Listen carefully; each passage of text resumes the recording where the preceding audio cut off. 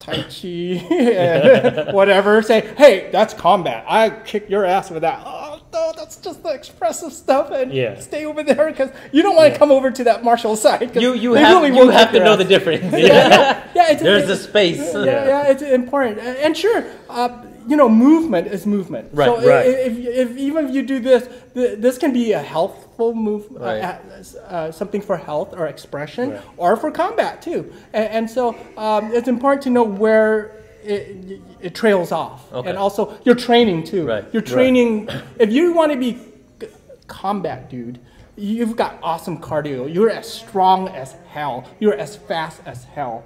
But of course, all that's going to leave you as you get older too, and so that's something to consider too. But still, those guys are just badasses, and I admit they are badasses. Tactics then plays a bigger part once the body starts. Yeah, exactly. and so there's that expressive. Some people train it for health reasons too. Is that another category? Yes, that's another category. Just health. I'm keeping count. Okay, so that's the third one. So just pure health, and that's fine too. Yeah, it's considered then exercise because you're doing it repetitively. And you can do whatever you want, whether that was Muay Thai, BJJ, Kali. All those are awesome for health. Yeah, there's kickboxing cardio. Yes, which is pretty cool. And that's cool too.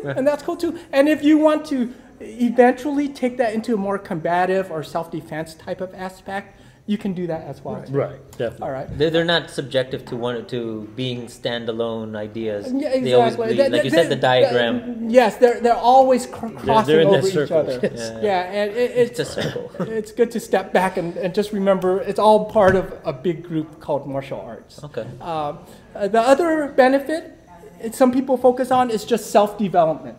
To be a better person. Right. They're doing it for a challenge. They set a goal. I want to be a guru, or I want to have beautiful carenza, or I want to get a blue belt. Or a blue belt, or whatever. I'm low.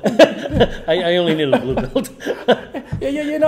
Or I want to learn this kata or this form. And for people who just want self-development, it's important to respect that too. This guy's just here because I'm not trying to learn to kick anybody's ass. I just want to work. I want just self-development right now. I'm trying to be a better person. I want to refine myself through this. Mm-hmm. Or maybe it's for some people martial arts is like a religion to them. Too much sometimes. Too much sometimes. But it's on the good side. A lot of mature, responsible teachers. They're just like all of us. Hey, don't get into fights. Be nice. Be humble. Be kind. We all preach the same things. Except for the Cobra Kai guys. Except for the Cobra Kai guys. We found though that, and this is a topic we kind of want to bring up every once in a while, is that it happens when the students are young, but if a student comes in at an older age, a lot of teachers dismiss the, hey, don't get into fights aspect of the teaching, and then just teach the fighting part. Sure, mm-hmm. And also that's a lot of MMA gyms, Muay Thai, Brazilian Jiu-Jitsu. There's very little talk about ethics. Is it just the assumption that you're old, you should know this by now? It's like you're mature. You would think, or you would at least hope. Yeah, you're mature. You drive. You pass your driver's test. You haven't killed anyone, have you? Yeah, exactly. All right. Oh no, they don't even ask that. Any felonies? No. That should be on the questionnaire. Huh? It should be. Questionnaire is credit card number and expiration date. That's a questionnaire. Which there's nothing wrong with it. Okay, so what's the fifth one then? The fifth one is for some people do it to socialize. Oh, some people. I can see that. I know some people that do it purely to socialize. Really? To hell so the all art. the seminars, even though they've been there 3 or 4 times. To hell the art, and they don't even practice it. They'll go to the seminars. They'll socialize at the seminars. You see them at the next seminar, and they're like, "What did we do the last time? I don't know." They're there to socialize. Now that you mention it, we have met a couple of people. And that's okay too. I have some friends in Brazilian Jiu-Jitsu since the lockdown. They don't care to join us on Zoom. They don't care to meet up here and there. Hey, we're having in-person classes again. I'll be there. Yeah, exactly. As soon as in-person classes and they get to hang out with their buddies. He doesn't even train on his own. That's crazy. He's really good. He's a purple belt. And that's actually real, isn't it? That is a thing, isn't it? Dude, we refer to our classes as social clubs. Yeah. And that's fine. Yeah. That's fine. I think the social aspect is something few people talk about, and socializing. All the research shows is good for your brain, delays aging. You know, really? So, yeah. Oh, yeah. Absolutely. So you're like 102? No. I wish, but yeah, because then I'd have all that knowledge. But, see, he's so positive. I love this guy. He hasn't said anything bad negative, or mean or not anything. one. See, we have nothing to cut out, except for maybe what you said. Yeah, I was going to say the only things we need to cut out is what we said. Like, we have to own everything we do, but we usually do. We don't. That's pretty funny. Wow. I love the energy that comes out of you. Yeah, man, it's infectious. Oh, thank you. Yeah, even when I watch your videos, and there's been I watched several already, and I tell you, just the way you move, and you can feel that energy even watching the videos. So it's weird. But the pictures he takes, like when he's like posing with other He's not martial scary artists. at all. No, he does look scary. No, I think he looks scary. Like right now, he's so expressive, but in the pictures, he's like. Oh, really? Okay. No, I think he just. I don't know. I mean, this is not what I expected. I would never look at this guy and think that he fights at all. You see him across the street, right? He goes, martial arts like nerd, this, nerd. no. Right. But I'm saying I saw pictures of him in his Muay Thai shorts. You know, he's got a six pack. He's got the rope. that he's posing. I'm like, this guy's kind of scary. He just knows how to pose. I think. Yeah. I'm just a poser too. I'm the first one to run. That's why I'm in good shape because I could run. He's a poser. I could run faster scared than you guys could run mad. I'll tell you that much. That's what we're gonna call his episode. I can run faster scared. I wanted to call your episode, yeah, boy. Call it whatever you want. I don't care. We're way past the hour, by the way. Folks, we could be here all day with this young man. Oh my this goodness! Is great. I could be here all day because I could talk martial arts all week. We are nerds that way. We are nerds that way. But junkies. we do want to show the physical stuff. We have had a great conversation. So let's get rid of the table, and we're gonna have him come up and play. We're gonna do the physical stuff. Okay. All right. I'll have to come back another day. I gotta get going. I have a meeting at 12. No. Sorry. Oh man, I thought we would talk for 30 minutes at most. Are you kidding? We told you right off the bat. Yeah, sorry. Granted, like the first 40 minutes was just little somber. Well, it was dark. Yeah, it was current events and things like that, and I think that's important to talk about. Okay. Yeah, and that's why I wanted to get that out of the way first, because you and I are both involved in the same group. Yeah. UPC, United Peace Collaborative. Go to their website. Go on the very bottom. There's a button that says donate. Please donate to that cause. It's a worthwhile thing. Go check them out. Really, try to join that group. Check this guy out. Help patrol the areas. Keep everybody safe. Stand up against hate, folks. Stand up against hate. Do you have anything to sell? Do you have business or anything like that? No, I don't, but I have something for you guys. Uh-oh. Let me see here. Woohoo! Freebies. Oh, gosh. It's not a knife, is it? I brought you a magazine. This is Concealment. This is the current issue here, and I'm in it. See? Oh, look at the picture. Look at that picture. Really? Isn't this friendly? No. How is that friendly? Okay, I thought it was a friendly picture. I should have said a more friendly picture. You should have smiled. Folks, you got guns in this She's picture. smiling. She looks friendly, and she has an AR on her. I thought this was her friendly. chest. Okay, well, it should have been friendly. And I also got you guys... Concealment is a gun magazine. How friendly can that be? I also got you guys some Tiga Tactics stuff. Tiga Tactic. That is his... That's your school, it's our combatives consulting company. Well, let's talk about that. That is your business. Well, it's just... I had it upside down, sorry. We disseminate combative knowledge, training. We have live in-person seminars before COVID. Right. But we're do some on Zoom. It's basically my frustration after training all these years. And I still had a lot of insecurities when it came to protecting myself. Oh, wow. Actually. Wow, and really? After all this 30 years? absolutely. What the hell? All that knowledge was a hindrance. it was too much stuff, and I didn't know what was applicable where to put it. and what wasn't applicable. And in a life or death situation, you don't have time to go, that from jiu-jitsu just is not going to work, and that from Muay Thai was all sport. He didn't have the 5 categories. And that's why, it's good to bounce between all those from time to time. And I was bouncing. Now we get it. Now we understand. I stopped socializing and I stopped expressing myself and stopped thinking about my health. And I just thought about the combatives part. And I was thinking, if I was attacked, what would I use? And so I started researching attacks because I knew attacks didn't happen like they taught in the gym. And, right. you're not going to get this perfect jab cross. Thank you very and much. the knife stab's not going to come like that. And so I was like, wow, what would I use?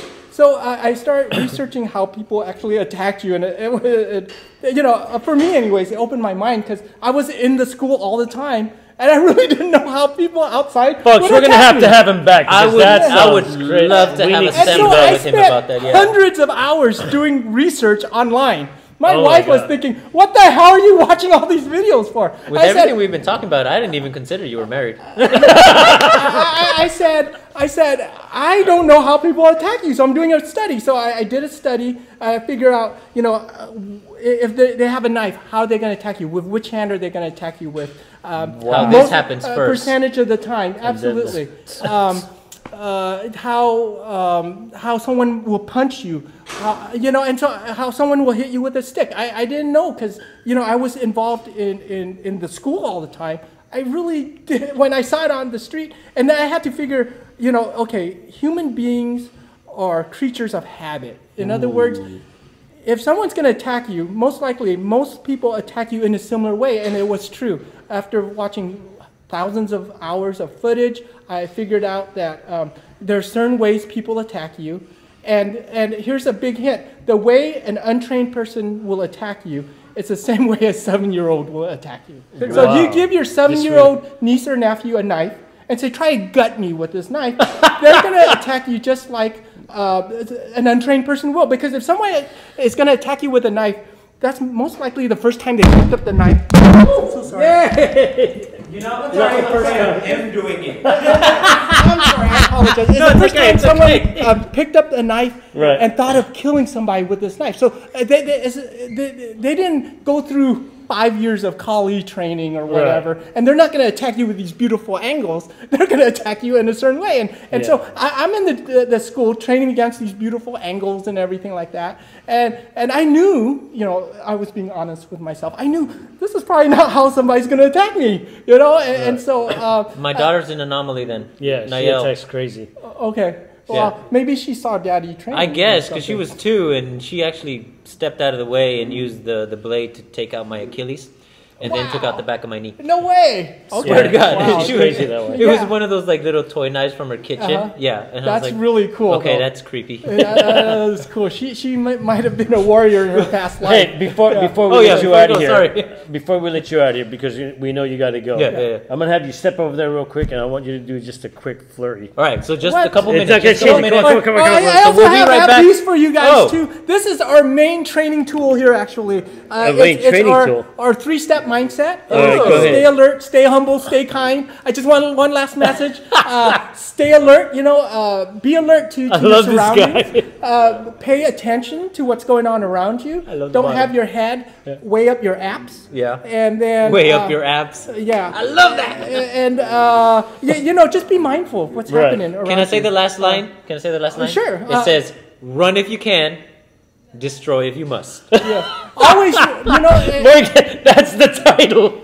and that's one of our catch lines is run if you can. Always run, de-escalate, don't get into fights, avoid situations, but then, violence is just rarely evil. the answer. Violence is rarely the answer, but when it is the answer, it's the only only answer. answer. Absolutely. Do it. And so some people think, self-defense, I'll just defend myself. Oh, no. No, we need to talk about, if you're going to take action and you're going to defend yourself and you're going to need to do something, 100%. your mind needs to be focused on destruction of the target in front of you, not just defending yourself. And as passive as he sounds, this is the evilest I've heard him speak. No. I was having a conversation with myself in reference to this between being cold-hearted and being ruthless. A ruthless person will break the wrist and the elbow, but that will stop the whole thing from continuing further. Right. A heartless person would just kill the guy.